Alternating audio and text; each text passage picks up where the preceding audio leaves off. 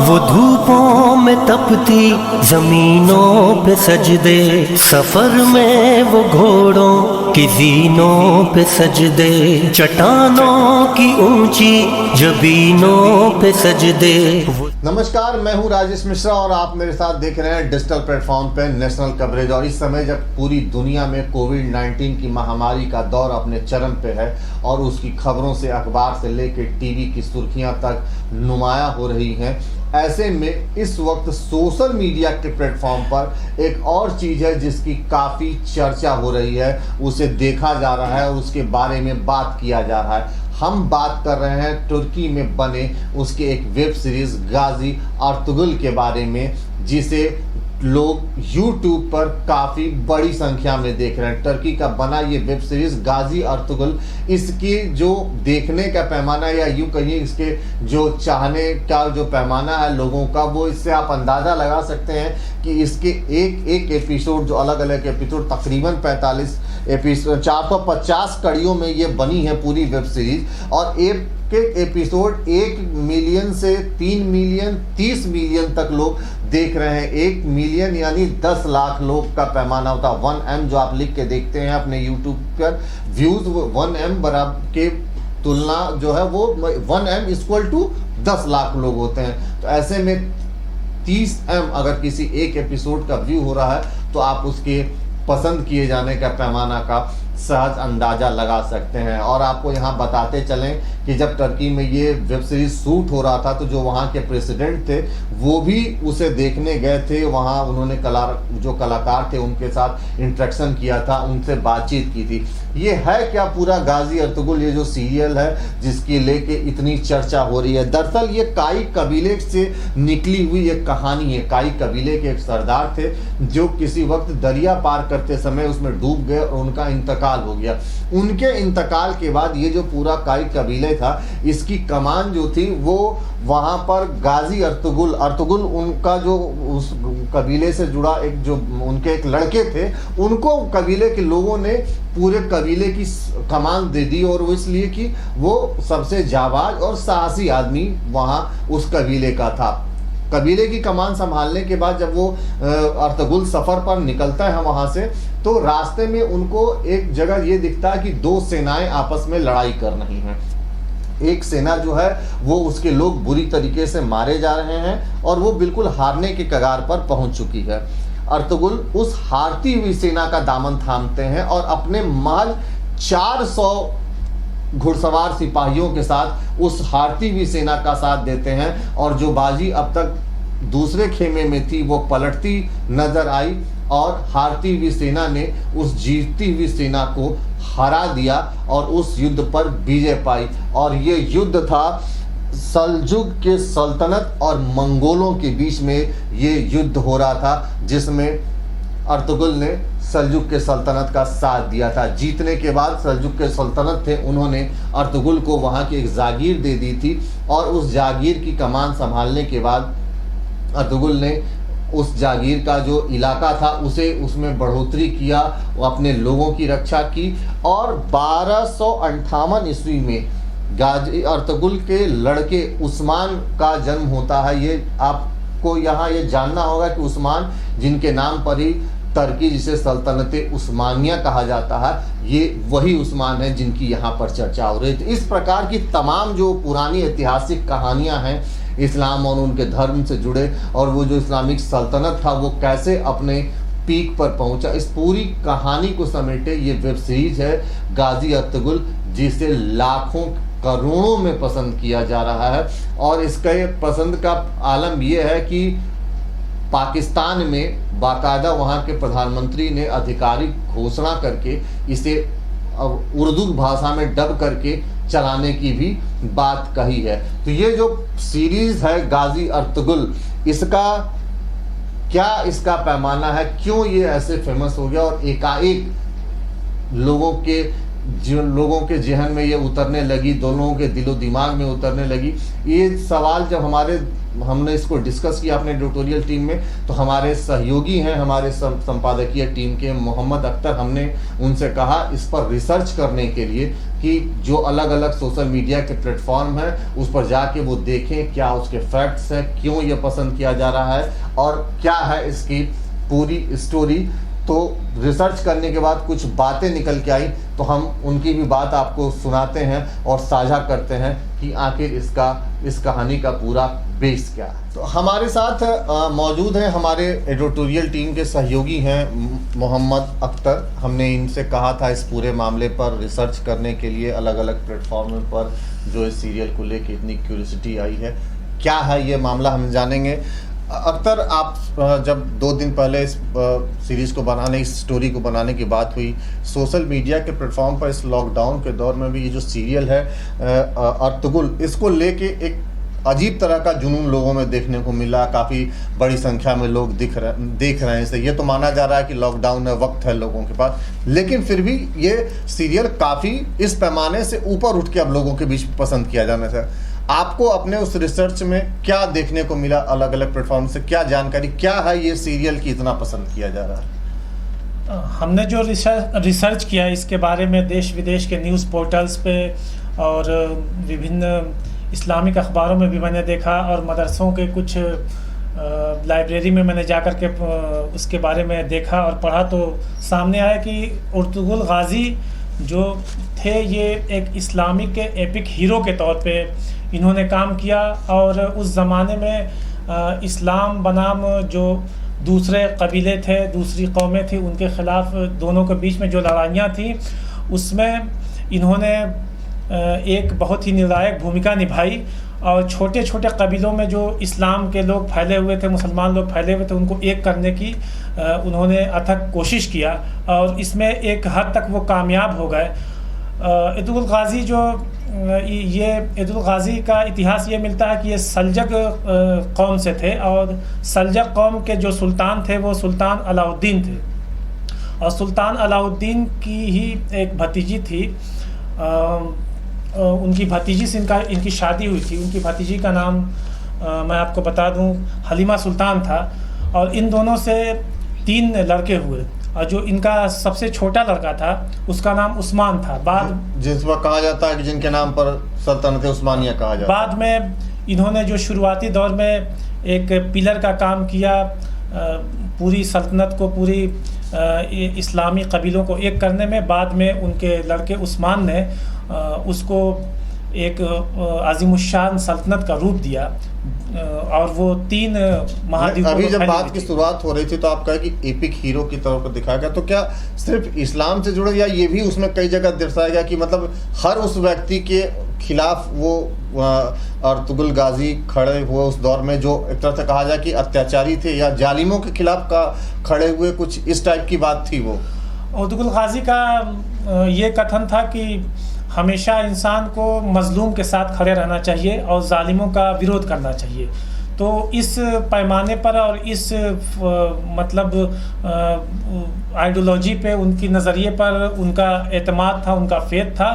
तो उनके सामने जो भी गलत होता था तो जो मजलूम रहता था, जो कमज़ोर रहता था, वो उसके साथ खड़े हो जाते थे। जब ये पूरी चीज़ों को आप थारोली देख रहे थे डिजिटल प्लेटफॉर्म पर या अखबारों के ज़रिए से या लोगों से बात करके, ये जो कहानी है, जिस काई कबीले की कहानी से ये सीरीज़ निकली, जिस पर ये पूरा ड्रामेटाइज प्रेजेंटेशन इसका किया गया, इसके हकीकत का पैमाना क्या है? कितनी ये मतलब क्या सत्यता से करीब है या क्या है उसमें ऐसा कि ये लोगों के दिलों के इतने करीब आ गई? इसके रियलिस्टिक का क्या क्राइटेरिया है? इसकी हकीकत का क्राइटेरिया ये है कि ये पूरी तरह से इतिहास से प्रेरित है और मौजूदा टर्की के जो राष्ट्रपति हैं रजब तैयब एर्दोगान, उन्होंने इस पूरे इतिहास को फिल्मवाया और इसको एक सीरीज़ की शक्ल दिया। तो पूरी दुनिया में एक अज़ीमुश्शान सल्तनत की नींव रखी गई और उसके पीछे पूरी तरह से हाथ अर्तुगरुल गाजी का था। तो लोगों में ये देखने की क्यूरियासिटी दिन पर दिन बढ़ती चली जा रही है कि आखिर ऐसा क्या था कि जिसकी वजह से एक छोटा सा कबीला जिनके पास महज 2000 सैनिकों की स्ट्रेंथ थी और वो उठ करके एशिया, यूरोप और अफ्रीका, 3 महाद्वीपों पर उसने हुकूमत किया और 700 सालों तक हुकूमत किया। तो इसके पीछे की एक कहानी और है कि एक मौजूदा टर्की का एक शहर है इस्तांबुल, जिसका पुराना नाम था कुस्तुतुनिया। तो इस्तांबुल का किला जो है वो 2000 साल से पुराना उसका इतिहास है। और ये मतलब फैक्ट है उसका कि 26 ईसा पूर्व में उसका निर्माण हुआ था। तो उसमें लगभग 1100 साल तक ईसाइयों की हुकूमत रही। और एक हदीस है मुस्लिमों की कि 5वीं शताब्दी में मोहम्मद सल्लल्लाहु अलैहि वसल्लम जो पैगंबर थे, उन्होंने मदीना रियासत में बैठ कर के ये कहा था कि आने वाले दिनों में मुसलमान इस्तांबुल को फतह करेंगे। तो इसके बाद कई बार मुसलमानों की फ़ौजों ने उस पर हमला किया, लेकिन नाकामयाब रहे, क्योंकि वो किला इतना बड़ा है और उसकी दीवारें इतनी मजबूत हैं और 3-3 फेज़ में उसकी दीवारें हैं, 3-3 पार्टीशन में, और एक दीवार की मोटाई इतनी है कि 2-2 बसें उस पर से गुजर सकती हैं। तो जब भी उस पर हमला किया गया तो कोई कामयाब नहीं हुआ। तो उद्गुल गाजी ने जब पूरे कबीले को यूनाइट किया, मुस्लिम कबीले को, उसके बाद उनके बेटे उस्मान ने इसकी नींव रखी। तो इसी सिलसिले में मुल्क फतह होते चले गए और इसी तो फतह किला भी उसी दौर में फतह किया गया? नहीं, उसी फतह होने के सिलसिले में उस्मान के पोते थे सुल्तान मोहम्मद सानी, जिन्होंने 21 साल की उम्र में उस पर हमला किया, उस किले पर। और उस किले पर हमला करके उसकी अगर कहानी मैं आपको बताना चाहूँ तो पीछे से पूरी तरह से यूरोप से उसका कनेक्शन था, यूरोप उसको फेवर करता था। और आगे के वो समुद्री इलाकों में, जिस आगे के हिस्सा किले का समुद्री इलाकों में को जो टच करता है, वहाँ पे पूरी तरह से उनके जहाज़ी बेड़े मौजूद रहते थे, तो कोई हमला नहीं कर पाता था। तो पीछे वाला हिस्सा 16 किलोमीटर सूखा हुआ रेगिस्तान था। तो इन्होंने अपने बेड़ों को तैयार करके 16 मीटर जो है चर्बी का रोड बनाया। 16 किलोमीटर चर्बी का रोड बनाया और उस पर अपनी तोपें लाद करके, अपने सारे युद्ध के साजो सामान लाद करके और पहलवानों से घिंचवा करके रातों रात अपने बेड़ों को जो है पिछले वाले हिस्से पे किले के इस्तांबुल के किले के सुल्तान सानी ने उतरवा दिया। और 476 दिन की घेराबंदी हुई। उस वक्त जो गोले थे, गोले में कोई बारूद नहीं था, कोई अग्निशमन नहीं था उसमें, लेकिन उसकी चौड़ाई जो तोप की थी 5 फीट थी, और ये जो गोले जो पत्थरनुमा जब जाते थे तो लगभग 6 फीट तक उसमें अंदर होल कर देते थे। तो इस तरह से 476 दिन की घेराबंदी के बाद सुल्तान सानी ने उस किले को फतह कर लिया, जो कि इस्लामी डायनेस्टी में और इस्लामी मतलब जितनी भी लड़ाइयाँ हैं उसमें एक बहुत ही बड़ा अचीवमेंट के तौर पर अचीवमेंट और उनके लिए बहुत ही एजाज़ की बात उस के तौर पे देखी जाती है। ये भी एक बड़ा हिस्सा है कि आज तक जिन लोगों का उस पर कब्जा रहा इस्तांबुल के किले पर, आज तक उनको इस बात का दर्द है और मुसलमान उस पर आज तक फ़ख्र करते हैं। इसके लिए भी पूरी दुनिया में ये जैसे ये कहा जाए दूसरे शब्दों में और इसको आसान शब्दों में अगर हम अपने दर्शकों को बताना चाहें तो जो कहानी आप बता रहे थे, ये कि लोग, हर आदमी अपना इतिहास जानने के लिए उत्सुक रहता है। जैसे हम जोशी के पास जाते हैं भविष्य जानने के लिए, वैसे हम इतिहास के प्रति भी उत्सुक रहते हैं। तो ये उसका एक पैमाना, एक ये भी है इसका इतना लोगों को पसंद किया जाने पर कि एक लोग अपने इतिहास जानना चाहते हैं कि कैसे ये पूरी दुनिया में ये साम्राज्य फैला, या इससे जुड़े लोग फैले, या इसको मानने वाले जो मतावलंबी हैं वो कैसे बढ़े। ये भी एक इसका कारण है जी। क्योंकि मैं ये बताना चाहूँ कि एक मास जो है मतलब लोगों का एक मास जो किताबें पढ़ना नहीं चाहता ना, उसमें किताब पढ़ सकता है। तो इस तरह से एक खूबसूरती से ड्रामेटिक अंदाज में इसको पिरो दिया गया है, इसलिए फिल्मांकन इसका हुआ और लोग पसंद कर रहे हैं। जब ये एक आखिरी सवाल इसमें कि अगर जब ये पूरी बात आप जब इसको ढूंढ रहे थे अर्तुगरुल गाजी के बारे में, सीरीज के बारे में, हमने भी कई जगह सुना और देखा, कुछ जगहों पर या कुछ देशों में क्या इस सीरीज के खिलाफ भी कुछ बातें उठ रही हैं, या ऐसा देखने को आया कि कहीं इसके दिखाने पर कोई प्रतिबंध की बात भी सामने आ रही है क्या, या क्या इसके पीछे कोई लॉजिक आपको दिखा किसी साइट पर या किसी के हवाले से या किसी ऑफिशियल वेबसाइट पर? मैंने जो है देश विदेशी कई साइटों पे फैक्ट चेक किया, लेकिन ऑफिशियली इस तरह की कोई बात ऑफिशियल सामने नहीं आई। लेकिन फिर भी एक उड़ती हुई बातें मतलब कई साइटों पे देखने को मिली कि जैसे अमेरिका और इजराइल जैसे देशों में और सऊदी अरब वगैरह में इस ड्रामा पे बैन किया गया है, क्योंकि उनका एक तरह से लॉजिक इसके पहले है कि एक विशेष समुदाय के प्रति प्रचार प्रसार का साधन ये बना करके जरिया बना करके इसको पेश किया गया है। तो कहीं उनको खतरा है कि एक मतलब उनके फॉलोअर्स बढ़ेंगे, वो अपने एक इंटरनल सिक्योरिटी के लहजे से इस बात को लेकर कर रहे हैं। ये थे मोहम्मद अख्तर, जिनके साथ हमने ये खबर कुछ दिन पहले डिस्कस किया था और उनको ये जिम्मेदारी दी थी कि आप इसको चेक करिए, इसके फैक्ट्स की आखिर क्यों ये सीरियल इतना पसंद किया जा रहा है। काफ़ी जानकारी वो निकाल के ले आए और उन्होंने बताया कि वो जिस अर्तुगरुल गाजी के कंधे पर ही एक तरह से कहा जाए कि वो दौर था जब सल्तनत इस्लामिया ने अपने पांव फैलाए और वो लोग अपने इतिहास से चूंकि जुड़ने और उसको जानने के प्रति बेकरार हैं, लिहाजा इस बात को वो किया जा रहा है कि और इसलिए ये सीरियल और पसंद किया जा रहा है। सर एक चीज़ और इसमें हम बताना चाहेंगे कि ये 1304 में सल्तनत उस्मानिया जो है कायम हुई और प्रथम विश्व युद्ध 1921 में जब हुआ तो उसके बाद ये टूट गई और टूटने के बाद लगभग 40 देश बने, जिसमें रूस भी शामिल है, जो इसी में था, इसी सल्तनत के अंडर में था। तो ये एक बड़ी ऐतिहासिक घटना है जिसकी वजह से लोगों में ज़्यादा क्यूरियोसिटी है कि ये देखें क्या चीज़ है, किस तरह से इतनी बड़ी चीज़ें हुई दुनिया में। जब हम इनसे बात कर रहे थे तो हमने हमारी बात का टॉपिक ये भी था कि कई देशों में ये बातें अलग अलग मीडिया के प्लेटफॉर्मों पर और कुछ वेबसाइटों पर ये देखने को भी आया कि इसके बैन करने की बात आई।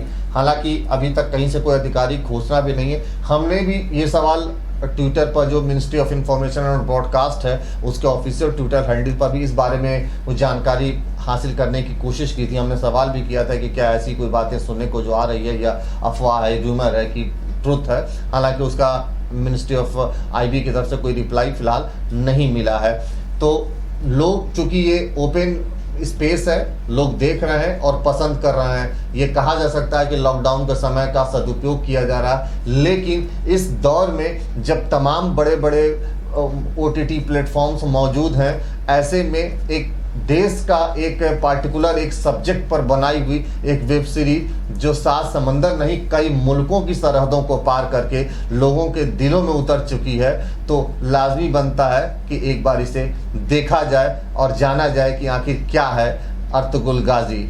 तो बने रहिए डिजिटल प्लेटफॉर्म पर हमारे साथ, नेशनल कवरेज के साथ, ऐसे ही किसी अन्य और सवाल और मुद्दे के साथ उसकी हकीकत को जांचने और परखने के बाद हम आपके साथ फिर होंगे रूबरू। वो सहरा बयाबां के सीनों पे सजदे, अलालत में सजदे, मुसीबत में सजदे, वो फाकों में हाजत में गुर्बत में सजदे, वो जंगो जदल में हरासत में सजदे, लगा तीर जख्मों की हालत में सजदे, वो गारों की वहशत में पुरनूर सजदे, वो खंजर के साए में मसरूर सजदे, वो सजदों के शौकीन